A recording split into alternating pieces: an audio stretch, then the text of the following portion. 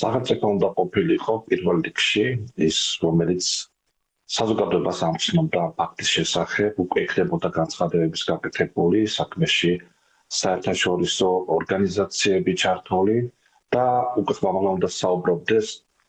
ქართველი აქტივისტის უფლებების შელახვის შესახებ. რომ ჩვენ აქამდე ვერ მოვისმინეთ რაიმე ასეთი მსგავსი განცხადება. ვფიქრობ, რომ წელში ამოუვიდა საოკუპაციო რეჟიმს ის კრიტიკა, ის მცირე კრიტიკაც კი, რომელიც გაისმის რეგიონში განსაკუთრებით ახლა და მით უმეტეს უფრო მეტად, რომ სასაცილოა თამარს შეედაო ჯაშუშობაზე, როდესაც ის ასევე აკრიტიკებს ქართულ ხელისუფლებას, ქართულ მხარეს იმ გულგრილობის გამო, იმ შეიძლება ითქვას წლების განმავლობაში არაეფექტური პოლიტიკის გამო, რომელსაც ის ახორციელებს სწორედ კონკრეტულად ცხინვალთან დაკავშირებით და ახალგორეტ უფლებების დაცვის კუთხით, რომ რეალურად არანაირი ნაბიჯები არ გადადგა.